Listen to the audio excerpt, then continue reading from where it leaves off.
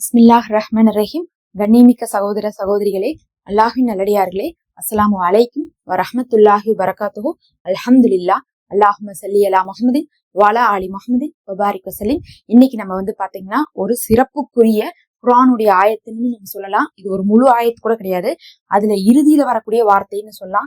இல்ல இது நீங்க திக்ராவும் ஓதலாம். இந்த திக்ராவும் நம்ம எடுத்துக்கலாம், இல்ல வாசகமாவும் நம்ம எடுத்துக்கலாம். ரொம்ப சிறப்புக்குரிய வார்த்தை. அல்லாஹ்வை பத்தி சிஃபத்துகளை விவரிக்கும் போது வரக்கூடிய ஒரு முக்கியமான வார்த்தை இது. களிமாக்கள்லயும் இது இடம்பெற்றிருக்குது. எல்லாத்துலயுமே நீங்க இதை பார்த்திருக்க முடியும். இதை நான் சொன்னாவே ஆமா இதை நான் பல இடத்துல கேள்விப்பட்டிருக்கேன்னு நீங்க சொல்வீங்க. ஆனா இதுல இப்படி ஒரு வஜிஃபா இருக்கா, இப்படி ஒரு அமல் இருக்கான்னு உங்களுக்கு தெரியாம இருந்திருக்கும். இரவு நேரத்தில், நடு இரவு நேரத்தில் இதை நம்ம செய்யணும். பொதுவாக நமக்கு எவ்வளவோ தேவைகள் இருக்கு, எவ்வளவோ அமல்களை நாமளும் செய்யறோம், வீட்டுல எவ்வளவோ கஷ்டங்களை படுறோம். எல்லாத்தையுமே நம்ம பண்ணி முடிச்சுட்டு வருத்தப்படக்கூடிய நேரம் எது சொல்லுங்க? இரவு நேரம் தான். எனக்குள்ள பிரச்சனை இருக்கும்போது நானும் எவ்வளவோ முயற்சி எல்லாம் பண்ணிட்டு தொழுதுட்டு அமல்கள் எல்லாம் செஞ்சுட்டு அல்லாஹின் மீது பொறுப்பெல்லாம் சாட்டிடுவேன். அப்புறம் நைட் நம்ம தூங்கும் போது படுத்துன்னு கூட என்ன ஆயிரும்னா சில டைம் தூங்கிடுவோம், தூங்கிடுவோம். அதுக்கப்புறம் ஒரு அரை மணி நேரம் 1 மணி நேரம் கழிச்சு திடீர்னு அது முழிப்பு வரும். முழிப்பு வந்துருச்சுன்னா அதுக்கப்புறம் நைட்டு ஃபுல்லா அந்த விஷயத்தவே நம்ம யோசிச்சுட்டு இருப்போம். எப்படா அது நமக்கு இந்த விஷயம் முடியும், இது எப்படி நம்ம இதுல இருந்து வெளியே வருவோம், இது எப்ப நமக்கு சரியாகும், இதுக்கு வேற வழியே இல்லையா, நானும் எல்லாமே பண்ணி பார்த்துக்குமே, என்ன பண்றதுன்னே தெரியலன்னு சொல்லிட்டு இரவு நேரத்துலதான் எல்லாரும் தூங்கிட்டு இருக்கும்போது நம்மளை கவலைகள் ரொம்ப என்ன பண்ணும், ஆட்கொள்ளும் நம்ம சொல்லலாம். அதுலயும் தூங்கி ஒரு தடவை முடிச்சிட்டோம்னு வச்சுக்கோங்க, படுத்துட்டு ஒரு அரை மணி நேரம் 1 மணி நேரம் தூங்கி முடிச்சிட்டோம்னா அதுக்கப்புறம் அந்த விடிய விடிய முழிச்சு படுத்து அதை யோசிச்சுக்கிட்டே இருப்போம். ஆரம்பத்திலேயே யோசிச்சு படுத்தா கூட ஒரு 1 மணி நேரம் 2 மணி நேரம் கழிச்சு தூங்கிடுவோம். ஆனா நடுவுல எல்லாம் நான் முழிச்சுன்னா ஃபஜ்ர் தொழுதுட்டு எத்தனையோ நான் படுத்திருக்கேன். ஏன்னா நைட்டு படுத்துனுமே கொஞ்ச நேரத்திலேயே முழிச்சிருப்பேன், கவலைப்பட்டுக்கிட்டே இருப்பேன். சம்டைம்ஸ் என்ன ஆயிரும், நமக்கு அழுகையே வந்துடும். ஏன்னா என்ன பண்றது, ஒண்ணு மாத்தி ஒண்ணு பிரச்சனை வந்துகிட்டே இருக்கே, நம்ம என்னதான் பண்றது, யாருக்கு நம்ம என்னதான் தப்பு பண்ணோங்கிற அளவுக்குலாம் நமக்கு மனசு விரக்தி ஆயிரும். ஆனா இந்த நேரத்துலதான் நாம சொல்ல வேண்டிய ஒரு முக்கியமான வார்த்தை இது. உங்களுக்கு எத்தனையோ கவலைகள் இருக்கும், எவ்வளவோ பிரச்சனைகள் இருக்கும், அதுக்கு வழியே கிடைக்கலையே, எல்லா முயற்சி பண்ணிட்டேன், வேலை வேணும், எனக்கு வருமானம் வேணும், ஆனா எனக்கு வேலை கிடைக்கிறதுக்கான வாய்ப்பு இல்லையே அப்படின்னு நீங்க கவலைப்படலாம். குழந்தை வேணும் எனக்கு, ஆனா குழந்தைக்கான எல்லா முயற்சியும் பண்ணிட்டேனே அப்படின்னு நீங்க கவலைப்படலாம். திருமணம் ஆகணும் எனக்கு, ஆனா நல்ல ஒரு வரன் அமைய மாட்டேங்குதுன்னு நீங்க கவலைப்படலாம். நல்ல ஒரு உயர்ந்த செல்வத்துடைய நிலையை அடையணும், ஆனா எனக்கு நிலைமையே மாற மாட்டேங்குதுன்னு நீங்க கவலைப்படலாம். கடன் இருந்துகிட்டே இருக்கு, எப்ப கடன் இல்லாத ஒரு வாழ்க்கையை நான் வாழ்வேன், எப்படி என் நிலைமையெல்லாம் மாறி ஒரு நிம்மதியான தூக்கம் கிடைக்கும் நீங்க நினைக்கலாம். அந்த இரவு நேரத்துல இத சொல்லுங்க. இன்னல்லாஹ அலா குல்லி ஷைஇன் கதீர்.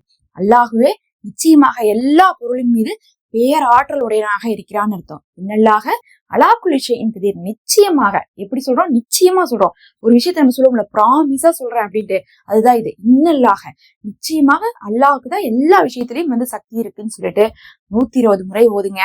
ஓதி முடிச்சுட்டு உங்களுடைய அந்த ஒரு இக்கட்டான விஷயம் இருக்கு பாருங்க, அது எதுக்காக நீங்க இவ்வளவு கவலைப்படுறீங்க, எதுக்காக நீங்க காத்திருக்கீங்க, எது மாறணும்னு நீங்க நினைக்கிறீங்களோ அந்த விஷயத்த கேளுங்க.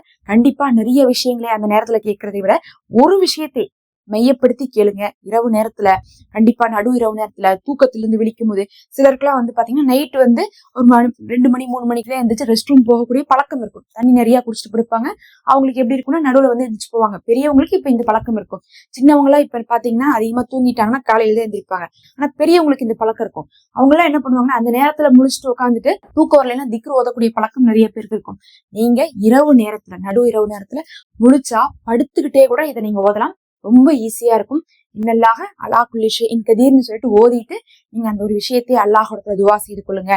சில சமயம் நான் என்ன பண்ணுவேன்னா நடுவுல முழிக்கும் போது இதை ஓதுவேன். அப்ப நான் நடுவுல முடிக்கும் போது படுத்துக்கிட்டே ஓதுறதுனால சில தடவை தான் ஓதுவேன், ஆனா எண்ணிக்கையே கூட ஞாபகம் இருக்காது. அப்படியே நான் கண்டினியூவா தூங்கிடுவேன். ஆனா என்னுடைய நியத்தை என்ன நல்லா தெரியுமில்ல. இப்ப நம்ம ஒரு விஷயத்த எதுக்காக செய்யறோம் அப்படிங்கக்கூடிய நியத்தை கொண்டுதான் இந்த அமல்களே ஏற்றுக்கொள்ளப்படுது. அப்ப நான் அதை 120 முறை முடிக்கவும் இல்லை, அதுக்காக துவாவே கேட்காட்டினாலும் நைட் அந்த ஒரு குறிப்பிட்ட நேரத்துல நம்ம ஒரு சில முறை ஓதுறது கூட பாத்தீங்கன்னா அந்த காரியத்துக்கான லேசையை நம்ம கொடுக்கும். அடுத்த நாளே அந்த விஷயத்துல ஏதோ ஒரு சின்ன ஒரு நல்லது நடக்கும் போதே பரவாயில்லையே, நம்ம நேற்று நைட்டு தான் ஓதணும், முடிக்க கூட இல்ல, நம்ம அப்படியே தூங்கிட்டோம், ஆனா பார்த்தா நமக்கு இப்ப நல்லது நடந்திருக்கு, நம்மளே ஆச்சரியப்படுவோம். அந்த அளவுக்கு இது நீங்க நினைச்ச அளவுக்கு ஓதி முடிக்கல, அந்த 120 முறை ஓதி முடிக்காட்டினாலும் கூட இது பலன் தரக்கூடியது. ஏன்னா இதுல இருக்கக்கூடிய வார்த்தைகள் குரான்லயே இருக்கக்கூடியதுதான். இன்னும் அந்த நேரம் நம்ம நடு இரவுன்னு சொல்றது எல்லாமே தஹஜத்துடைய நேரம், அல்லாஹ் கீழ்வானத்துல இருக்கக்கூடிய நேரம்.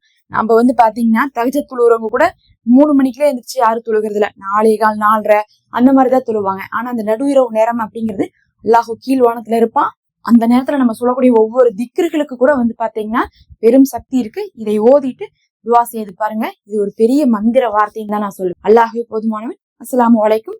மறக்காம சப்ஸ்கிரைப் பண்ணிக்கோங்க. இந்த வீடியோக்கு ஒரு லைக் ஹைப்பும் கொடுத்துக்கோங்க.